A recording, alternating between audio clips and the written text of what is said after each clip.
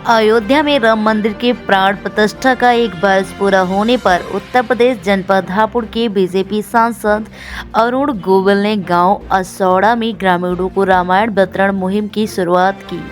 5 वर्ष में भारत में 11 लाख रामायण वितरण किए जाने हैं।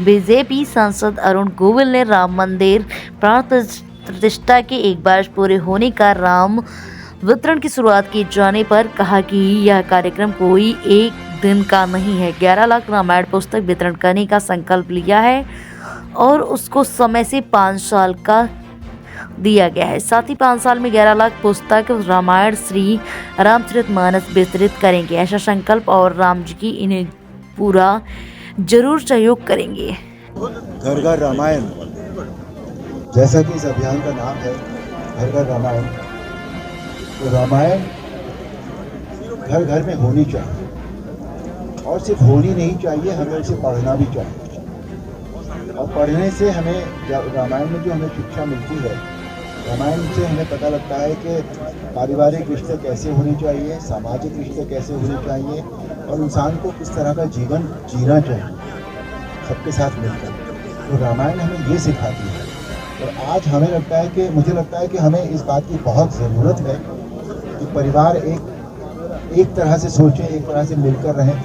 ये ज़रूरी नहीं होता कि पूरा परिवार एक ही छत के नीचे रहे, एक घर में रहे, लेकिन उनकी सोच जो है वो आपस में मिली जुली होनी चाहिए, वो एक होनी चाहिए। तो वो बहुत ज़रूरी है आज समाज के विघटन को भी रोकने के लिए।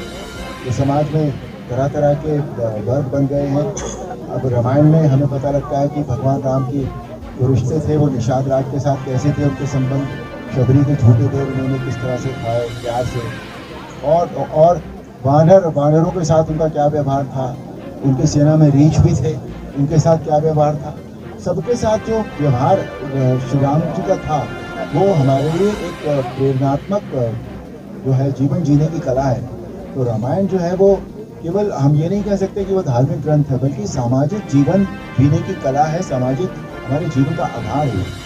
तो इस अभियान का जो उद्देश्य है वो यही है कि सब लोग रामायण, सबके घर में रामायण हो, रामायण सब पढ़ें और उससे शिक्षा लें और अपने बच्चों को भी, आने वाली पीढ़ी को भी बताएं कि इस तरह से हमें आगे बढ़ना है, क्योंकि उसका हमारा जो हम जो भी सोचते हैं, जो करते हैं, उसका असर हमारे देश के ऊपर पड़ता है। हमारे देश को सशक्त बनाना है, उसको समर्थ बनाना है हमें, जैसा कि हमारे आदरणीय प्रधानमंत्री जी का जो उन्होंने विजन रखा है कि सन 47 तक हमें डेवलप्ड नेशन बनना है।